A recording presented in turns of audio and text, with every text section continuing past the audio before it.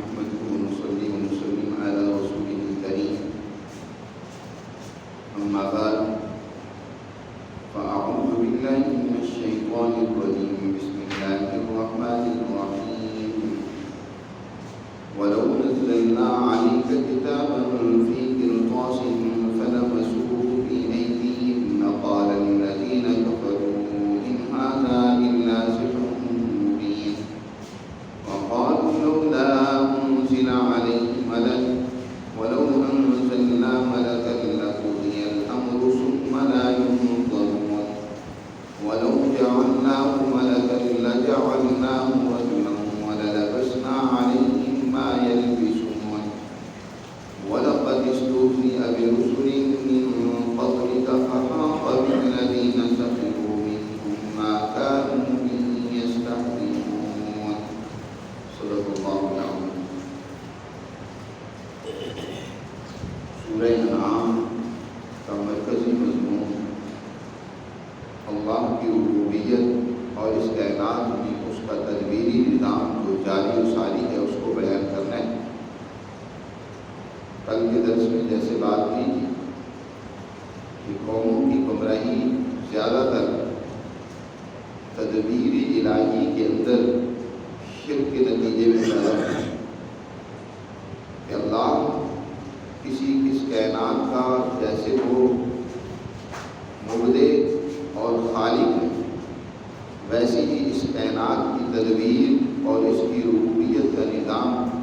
بھی اللہ ہی کر رہی ہے. اس کا کوئی ساجی اور شریک نہیں ہے. لہذا اسی کے قانون کی اتباع اور پیروی انسانوں پر لازم اور ضروری ہے. اب انسانی ہدایت اور رہنمائی کے لیے اللہ نے جناب رسول اللہ صلی اللہ علیہ وسلم پر قرآن مقدس نازل فرمایا. اب اس قرآن مقدس کے بارے میں بھی اور خود حضور سرکار دو عالم صلی اللہ علیہ وسلم کے بارے میں مشرکین کے طرح طرح کے اعتراضات. قرآن مجید نے یہاں ان کے اعتراضات کو ذکر کر کے ان کا جواب دیا. پہلا یہ اعتراض تھا کہ اگر یہ قرآن اللہ کی کتاب ہے تو ہمارے سامنے ہماری آنکھوں کے سامنے آسمان سے کاغذوں میں لکھی ہوئی اتاری جائے اور ہم اس کو خود ٹٹولے ہاتھ لگا کر دیکھیں چیک کریں کہ واقعی اللہ میاں نے ہماری ہدایت کے لیے کتاب نازل کی پھر تو ہم مانیں. قرآن مجید نے یہاں اس اعتراض کا ذکر کر کے جواب دیا کہ پھر بھی انہوں نے ماننا نہیں. ماننے والوں کے لیے تو ہدایت کی سینکڑوں نشانیاں موجود ہیں اور نہ ماننے والوں کے لیے ہزاروں دلیلیں بھی ناکافی ہوتی ہیں. انہوں نے پھر بھی کوئی نہ کوئی عذر اور اعتراض کر لیا. اگر اس طرح ان کی آنکھوں کے سامنے کتاب قدرتی اور یہ ہاتھوں سے اس کو خود محسوس بھی کر لیتے تو انہوں نے کہنا تھا ہاذا الا سحر مبین، یہ تو جادوگری ہوگی.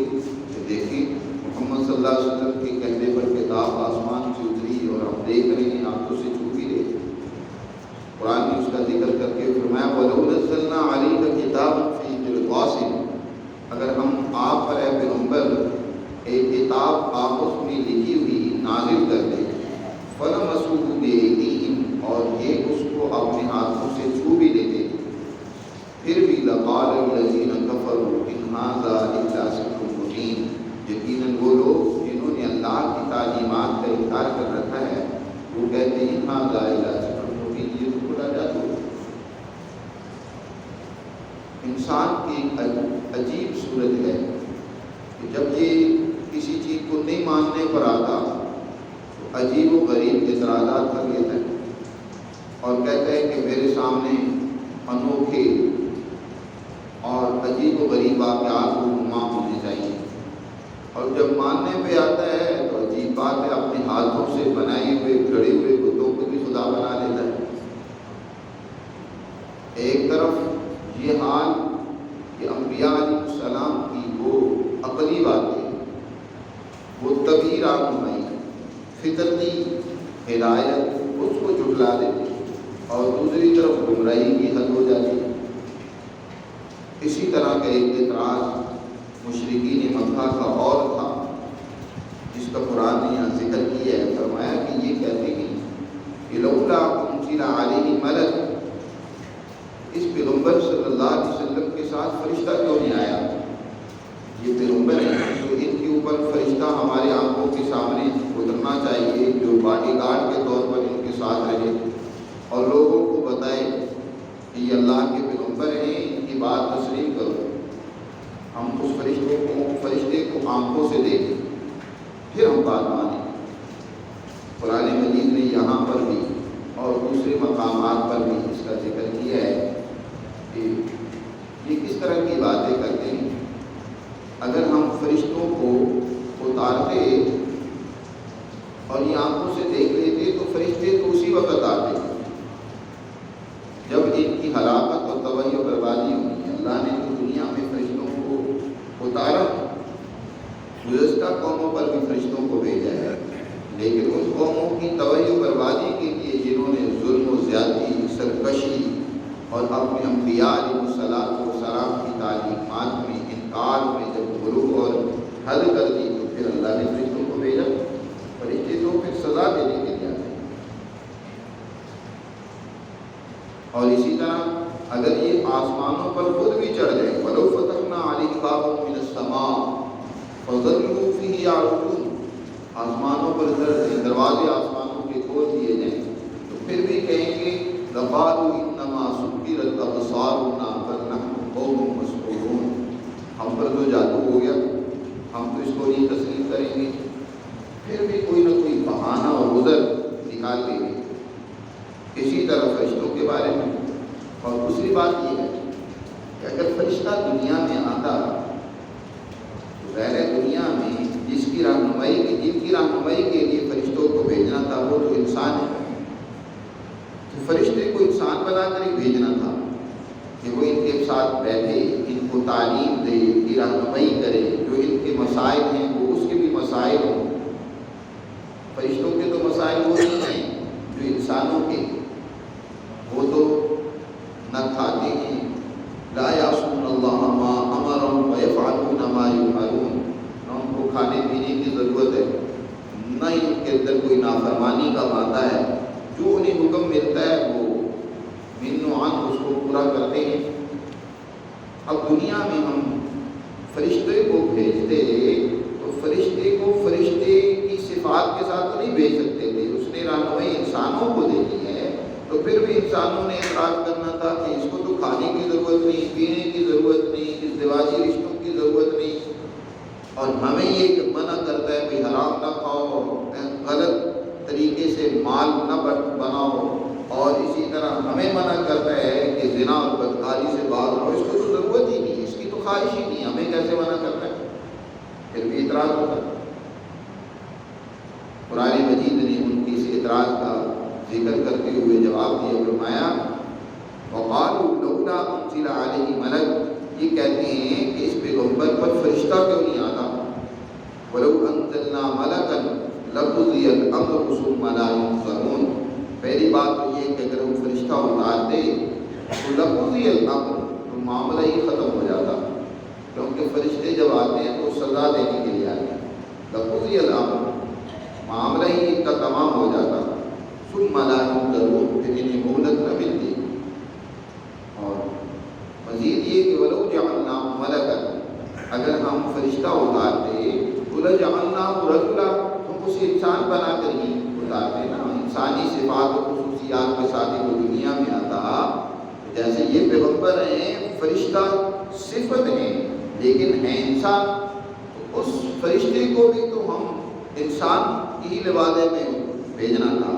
صفات اس کی فرشتے والی ہوتی جو پیغمبر کی صفات ہیں، اس کو فرشتے ہی سمجھو۔ اگر اس فرشتے کو جس کا یہ مطالبہ کر رہے ہیں ہم بھیجتے تو وہ انسان کی صورت میں بھیجتے، وَلَلَبَسْنَا عَلَيْهِمْ مَا يَلْبِسُونَ، پھر بھی ان پر وہی شبہات پڑھتے، یہ اعتراضات یہ کرتے ہیں، اور اس طریقے سے ہم ان پر معاملہ پھر بھی مشتبہ کر دیتے۔ پھر بھی اعتراضات یہ کرتے رہتے اور معاملہ ان کے لیے کلیئر نہ ہوتا۔ وَلَلَبَسْنَا عَلَيْهِمْ مَا يَلْبِسُونَ، جو اشتباہ اور شبے یہ کر رہی ہیں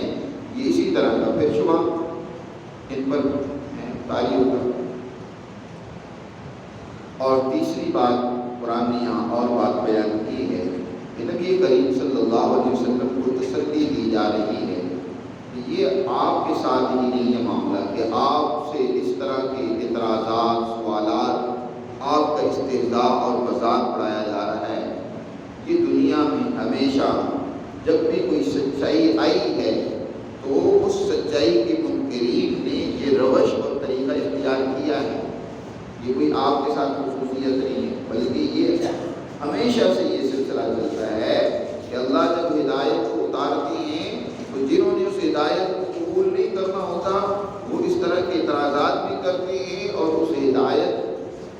کو لانے والے پیغمبر پر طرح طرح کے شبہات، شکوک اور اس کا مذاق اڑانا، اس کا تبصرہ اڑانا۔ اور آج بھی انبیاء علیہ السلام کے سچے ہادی وارثین، ان کے سارے جو سچے رہنما اولیاء اللہ اور علماء ربانی جناب رسول اللہ صلی اللہ علیہ وسلم کے جو ورثاء ہیں ان کا استہزاء اور مذاق کا سلسلہ بھی جاری ہے۔ لوگ ان کی بات کو تسلیم نہیں کریں گے اور ان کا مذاق اڑائیں گے، دین اسلام کا مذاق بنائیں گے۔ قرآن مجید نے یہاں اس کا تذکرہ کیا وَلَقَدِ اسْتُهْزِئَ بِرُسُلٍ مِّن قَبْلِكَ، آپ سے پہلے رسولوں کا بھی استہزاء اور مذاق اڑایا گیا، لیکن پھر ہوا کیا؟ فَحَاقَ بِالَّذِينَ سَخِرُوا مِنْهُم مَّا كَانُوا بِهِ يَسْتَهْزِئُونَ، ان میں سے جن لوگوں نے ان انبیاء علیہ السلام کا مذاق اڑایا اور جو انہوں نے تبصرہ کیا، فرشتوں کا مذاق کیا، اس طرح اور جو مذاق کرتے رہے تو وہی ان کے لیے سزا اور وبال جان پر نازل ہوا، وہی عذاب بن کر ان پر نازل ہوا، فرشتے ان کے لیے عذاب کا باعث بنے۔ فحاق بالذین، فحاق بمعنی نزل، بس نازل ہوا بالذین سخروا منہم، ان میں سے جن لوگوں نے مذاق کیا تھا ان کو اس مذاق کے بدلے میں ما کانوا بہ یستہزئون، وہ عذاب ان پر نازل ہوا جس کا وہ مذاق اڑاتے۔ تو قرآن مجید نے یہاں 3 اعتراضات ذکر کی ہیں اور ان 3 اعتراضات کا ذکر کر کے بہت ہی مختصر اور عمدہ انداز میں مکمل اور جامع جواب دیا ہے کہ اس طرح کے اعتراضات جن کی کوئی حقیقت نہیں ہوتی